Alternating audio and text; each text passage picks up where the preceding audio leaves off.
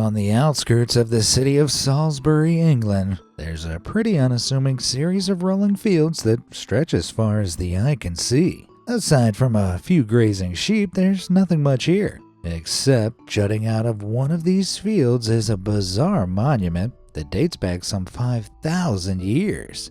This is Stonehenge, one of the last remaining relics of England's mysterious ancient past. It's a monument that consists of an outer ring of 13-foot tall sarsen standing stones weighing around 25 tons, the equivalent of a large fire truck each. And the smaller blue stones in the middle aren't actually that much smaller, weighing between 2 and 5 tons, which is still a couple of cars worth of rock.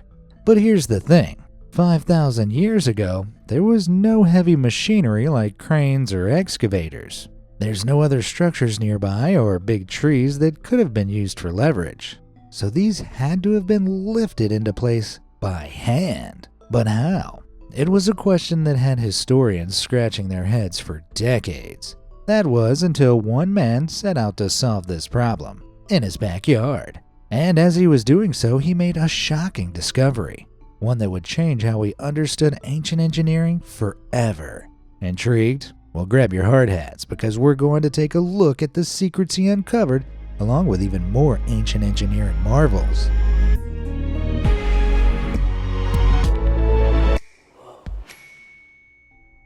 Now, Stonehenge is located on the Salisbury Plain in Wiltshire, England. However, the man who channeled his efforts into recreating it in his own backyard lives across the pond in Lapeer County, Michigan. Meet Wallace T. Wallington, a former construction worker with one heck of a name who became massively obsessed with monoliths. After retiring, Wallace found himself with a lot of free time on his hands, and in 2003 he set upon an ambitious project to solve the mystery of how Stonehenge was built. He first realized he might be able to figure it out when he placed a small stone underneath a large, heavy block and discovered that at a certain point of balance, he could spin the stone. Following this, Wallace constructed his own concrete slabs, each one scaled in size and weight to mimic those at Stonehenge. Through experimenting in his backyard, he found that by adding a second stone underneath the slab and putting a counterweight on one end,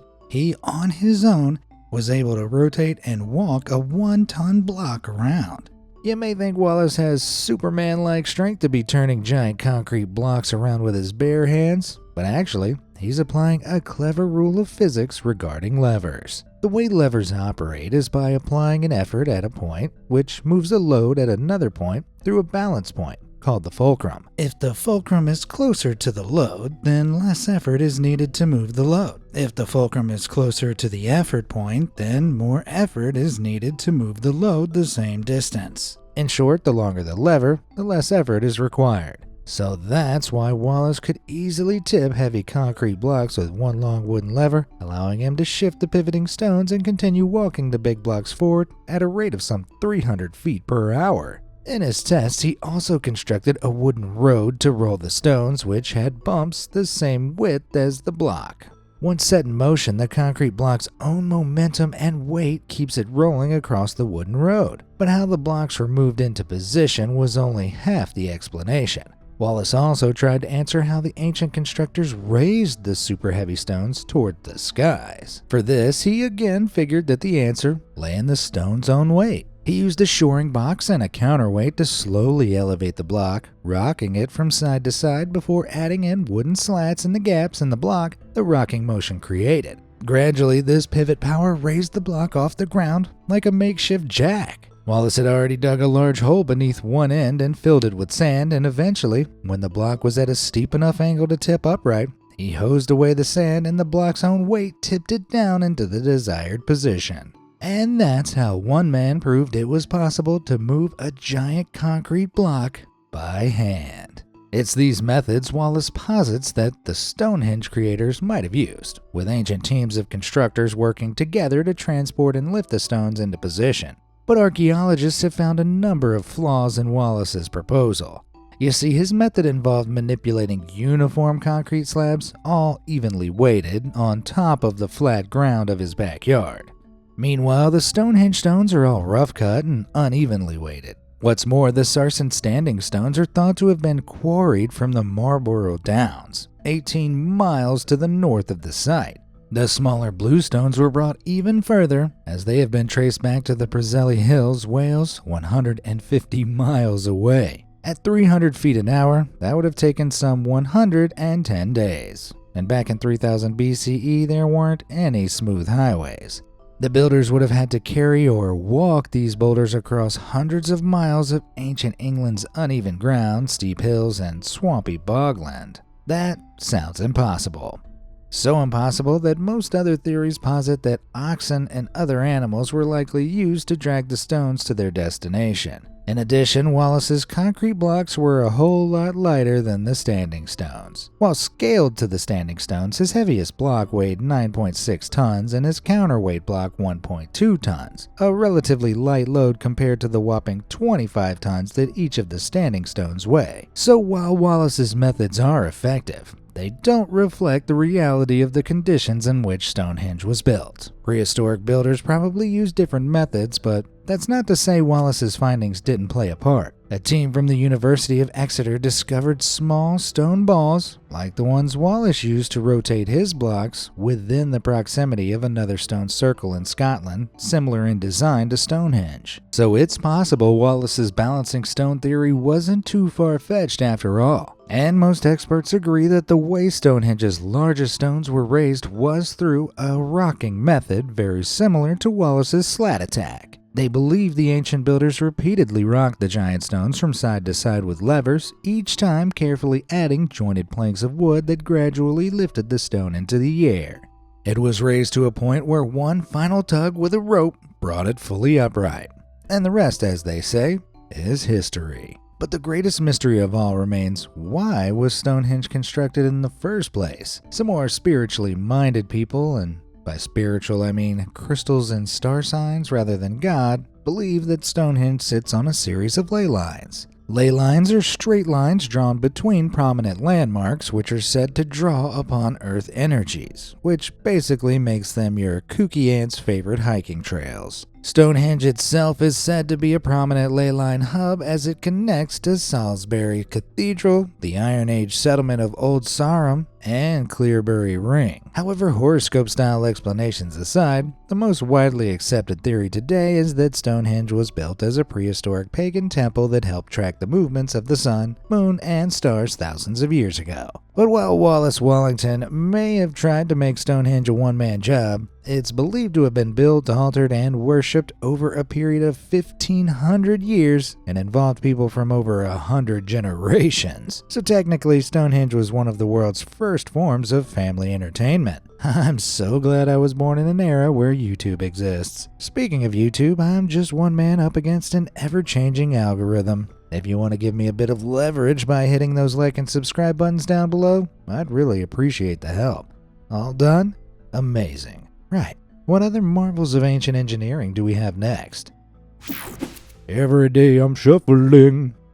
Easter Island sounds like a place full of cute rabbits and chocolate eggs, aka my ideal vacation destination. But it's actually home to a much stranger phenomenon. One of the most remote places on Earth, it's located in the Southeast Pacific Ocean, over 1,000 miles from the other islands of eastern Polynesia and some 1,400 miles west of South America. It's called Easter Island as the first European explorer located it on Easter Sunday, 1722, and discovered its home to the indigenous Rapa Nui people. And it's here that you can find the famous Easter Island heads, giant monolithic faces and torsos carved out of volcanic rock. But these aren't just heads. No, each head belongs to a whole body buried below the earth. Over on the other side of the island, you can see the statues with their limbless bodies. The statues, known as moai, were carved by the Rapa Nui in honor of their ancestors, mostly between the 1250s and 1500s. No doubt you've noticed the statues' overly large heads, which comprise 3/8 of their bodies. though an average human head is typically only 1/8 the size. Did the Rapa Nui all have super big heads? Or were they carving alien heads instead? Well, archaeologists believe this all comes down to a matter of style, because the oldest statues are squat with rounded circular heads, but the youngest statues are taller, more slender, and their heads are more in proportion. But why make them so big initially?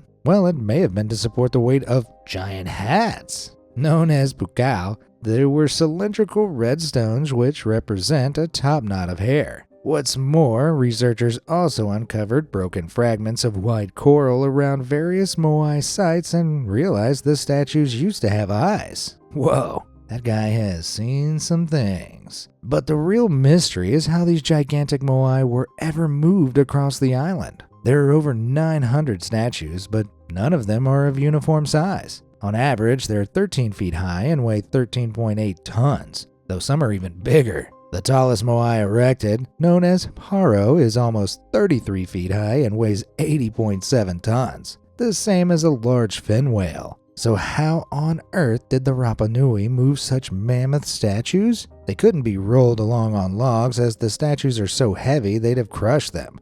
Were aliens involved after all? Well, the truth is even weirder than that, because it's believed these statues walked. Sounds crazy, but the statue's ingenious design enabled them to stand upright and rock forward from side to side while being guided by ropes, inching them forward with every heave and hoe. Another set of ropes at the back prevented the statue from falling flat on its face as it was rocked forward, allowing 10-foot specimens like this one to walk at a rate of about 320 feet per hour. This also gives a way to explaining why the statues have no lower limbs. The Rapa Nui people were so brilliant at carving that they added specific curved angles to the base of each statue instead of any legs to make these giant monoliths easier to rock. While the Moai may look like talking heads, they should be known as walking heads. Art Attack. On a rocky plateau some 200 miles southeast of Lima, Peru, hundreds of white lines are etched into the Peruvian desert. If you were just walking across the desert, you'd probably think nothing of them. You might even think they're just worn down trails left by animals. But if you were to view the area from above, you wouldn't be able to take your eyes off them, because these random looking lines transform into a series of intricate geometric shapes, patterns, and animals. Look, there's a spider, a monkey, a man, and a hummingbird. But how were such precise drawings laid out? And more importantly, who put them there? Called the Nazca lines, the biggest of these shapes stretch nearly 1,200 feet across. That's roughly the same length as the distance from the ground to the Empire State Building's top floor. There are over 800 straight lines, 300 geometric figures, with 70 animal and plant designs. And the lines are so precise, they almost look like they've been carved out by lasers. Could this be proof of aliens? This time it has to be, right? Except it turns out the Nazca creators, who were a people that lived until about the year 700, were more human and less alien. Called geoglyphs, these designs were made by digging up the rust-colored topsoil to expose the lighter subsoil underneath. The lines are between 4 to 15 inches deep, with more than half the lines over 13 inches wide. They've remained near perfectly preserved for well over 2,000 years due to the lack of rain and wind in the area. Though best viewed from above, shapes can partially be seen from surrounding foothills. Although what has researchers stumped is how they managed to carve out such huge shapes so precisely without being able to view their work from above. There's simply no way without modern technology they'd have been able to access a high enough point of reference to see what they were doing. And I mean, I don't know if you've tried to freehand draw a spider, a monkey, or a man recently, but I struggle to draw these things on a piece of paper, let alone carve a perfect symmetrical 1,200-foot wide image into the earth. How they manage this is an engineering mystery, one that's so complex it currently doesn't have an answer. So how do you think they did it? Let me know down in the comments. Circle of life. They say it's impossible to freehand draw a perfect circle, so carving a perfect sphere is just unthinkable, right? And yet one group of ancient craftsmen managed just that, many times over. On the small island of Isla del Cano off the coast of Costa Rica, there are over 300 stone spheres that had scientists scratching their heads when they were first uncovered. because they were all almost perfectly spherical. Later investigations then confirmed they're actually the last remaining artifacts of the extinct Dickwis culture, which existed from around 800 to 1500 CE. The spheres range in size from just a few centimeters in diameter to over 6.5 feet, weighing up to 15 tons. They're made of gabbro, a dark, coarse, igneous rock formed thousands of years ago from slow-cooling magma. Some were buried, some were exposed, some worn down, others were in near-perfect condition, but no one had any explanation for why they were there. Or to that, no records have been left behind describing how so many of these perfectly shaped spheres were made. Scientists suspect it was the result of hammering boulders into crude spherical shapes before polishing them with sand until the friction smoothed them down into perfect spheres. Without metal tools, that must have taken weeks, if not months, especially for big ones like this. So, more than ancient engineering, this seems like a masterclass in ancient tenacity. It was later discovered that the Dickwis typically placed the stone spheres in important zones within their settlements, such as along the paths to the homes of the village chiefs. The theory follows that the larger the sphere, the more important the place. I guess that tracks. After all, it wouldn't be the first time that the size of a man's stones made him feel important, if you get my meaning. Home Sweet Rome. In Europe, Paris may be known as the most romantic city in the world, but Rome arguably has the most impressive history. You walk around a random street corner, boom, Roman ruin. You walk into a restaurant, boom, it's a Roman ruin. You take a sip of coffee, boom, Roman ruin floating in it. Okay, aside from that last joke, you get the picture. Though one of the greatest ruins in Rome by far is the Colosseum, a colossal amphitheater that puts Madison Square Gardens to shame. It's the largest permanent amphitheater of the ancient world. While many other contemporary theaters were built of wood, the Colosseum was built with a vast 3.5 million cubic feet of travertine, a form of limestone commonly deposited around hot springs. The completed Colosseum rose to a height of 157 feet, roughly the same height as a 15-story building, and had seating for between 50,000 to 80,000 people. While much of Rome's ancient architecture has been eroded away over time, the Colosseum still remains mostly intact. But how? Modern engineers suggest this is the result of the Colosseum's solid concrete foundations. It was built on a wetland area near the Tiber River with poor soil conditions, which forced the engineers to dig a deeper foundation to stabilize the structure. In addition, Roman concrete is actually stronger than modern-day concrete, because where modern concrete is largely made to be inert, Roman concrete had a secret ingredient: volcanic ash. This makes it reactive to seawater. The long-term exposure of Roman concrete to seawater creates a very rare mineral called aluminum tobermarite, which actually strengthens the material over time. So the Roman Empire might have fallen, but that Colosseum is going to be standing for a long time to come. Pyramid Scheme. The Egyptian pyramids, one of the magnificent 7 wonders of the world. I visited the pyramids once, but I slipped on the sand and hurt my back. Had to visit the chiropractor. Get it? Chiro? Look, don't let my terrible jokes put you off the pyramids, because they're actually one of the world's most sophisticated works of architecture. Literally the opposite of my jokes. More than 5,000 years old, it's theorized that the mighty pyramids were built as tombs for ancient queens and pharaohs. Now, I can bet there'll be at least one person in the comments angrily typing, "They're not tombs, they were used to store grain, do your research." And to that guy I say, cool story, bro. Tell me, if they were used to store grain, then why aren't they hollow? Also, were you homeschooled? Because these pyramids are solid structures made up of millions of precisely cut stones weighing 2.5 tons each on average, built to enclose several tiny chambers. To get an idea of how difficult these blocks would be to maneuver, imagine dragging a tireless pickup truck on ropes through the desert under the blistering sun and 95-degree Fahrenheit temperatures. Even describing that sounds like a living hell. So with conditions that difficult, how were the pyramids built?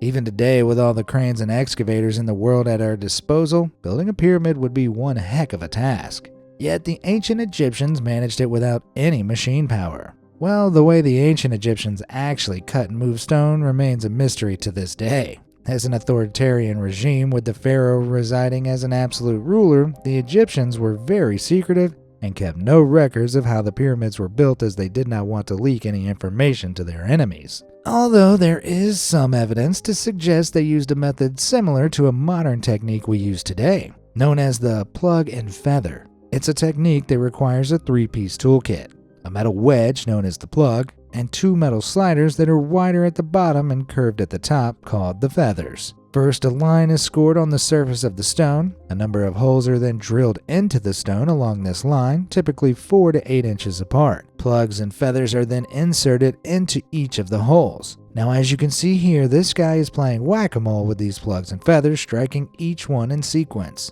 As the plug is driven deeper into the stone, the feathers provide additional pressure on each side, widening the singular fracture point. He pauses in between each strike to allow the stone to react to the additional pressure being hammered in. With each hit, the pressure continues to build until a large crack splits it apart. The Egyptians may have used a similar technique with bronze plugs and feathers, and I'm sure they knew to stay well away from the stone when it was about to split apart. Man, imagine if that guy had been standing in the wrong spot. Talk about being stuck between a rock and a hard place. Okay, so stone cutting aside, how were these stones assembled? You've probably been taught in school that the pyramids were built by slaves, but that's actually believed to be a myth. The slavery story was a historical fiction spread by the ancient Greeks, with historians now understanding that the pyramids were built by skilled workers, though the estimated number of this workforce varies. The ancient Greek historian Herodotus estimates the Great Pyramid of Giza took 20 years to construct and demanded the labor of 100,000 men. This figure is believable given the assumption that these men were agricultural laborers who worked on the pyramids during the months when the Nile River was flooding the fields. However, by the late 20th century, archaeologists theorized that a smaller workforce may have occupied the site on a permanent basis. It was suggested that as few as 20,000 workers with a support team of bakers, doctors, and priests would have completed the project. As for how the stones were moved, the best theory is that the Egyptians built a sloping embankment around the pyramid constructed of compacted earth and brick. This embankment rose in height as the pyramid was built up, with stone blocks hauled up the slope by means of sledges, rollers, and, Wallace Wellington's favorite, levers. But I can't talk about the pyramids and not address the hovering saucer in the room, as many believe that the ancient Egyptians had some extraterrestrial help in building the pyramids. I'm sorry to burst the Tin Hat Lovers bubble, but these theories actually originate from science fiction stories written back in 1898. Seriously, they were first proposed by writer Garrett Serviss in his novel Edison's Conquest of Mars, where he argued there was a link between UFOs and the pyramids, alongside some pretty hilarious illustrations. So if you're still convinced it was aliens who built the pyramids and not the engineering genius of real people, I can't help you. I'm gonna need you to publicly bow down to this weird bug-eyed guy and say out loud that he's much smarter than you'll ever be. Go on, say it. Say you believe this literal cartoon built the pyramids. Man, I really hope you're on public transport right now. Church and rescue. While most houses of worship are designed to attract the masses, over in Ethiopia, Christians prefer to keep things more underground. Not hypothetically, literally. Because in Ethiopia's mountainous Amara region, 11 medieval monolithic churches have been constructed underground. The churches were not built with traditional brick and mortar, rather they were carved straight out of the solid rock. The red rock has been chiseled out to form doors, windows, columns, and multiple floors. They descend around 98 feet deep into the earth and only appear when you stand directly above them, where if you look down, you'll see a series of carved monolithic rocks and courtyards. They're so well concealed, archaeologists might have passed by these underground anomalies if it weren't for the thousands of worshippers who attend daily service inside them today. Their popularity is due to the devout Ethiopian population, with Ethiopia claiming to be one of the oldest Christian countries in the world, having been officially Christian since 330 AD. So exactly how were these churches created? Was it a miracle from God that suddenly sprung up from the ground? Well, locals certainly believe so. Seriously, local belief stipulates that the churches were carved by angels. However, archaeologists argue they're actually the work of King Libela, who set out to construct a new Jerusalem after Muslim conquest halted Christian expansion into the Middle East in the 12th century. The churches are organized into two main areas. The northwest group of 7 churches includes Bet Madhan Alam, the largest church in the world carved from a single block of stone. It stands an impressive 40 feet high and is supported by 72 columns. While the southeast group includes several churches that were hand-carved from existing caves. But Emmanuel is considered the most beautiful of all the rock churches, as its windows and columns are carved to imitate real wood. Now, I've seen plastic imitating wood before, but solid rock imitating wood? That's next level. But none of these were hewn overnight, or over a month, or over a year. It's believed that with the tools they had available, the hardness of the rock, and the detailing involved, it took decades to hand carve out each church. By some estimates, the work continued for some 200 years, stretching into the 14th century. So not a divine intervention, but definitely a god-tier undertaking. Which of these ancient engineering feats did you find the most impressive? And what incredible monument would you most like to visit? Let me know down in the comments below, and thanks for watching.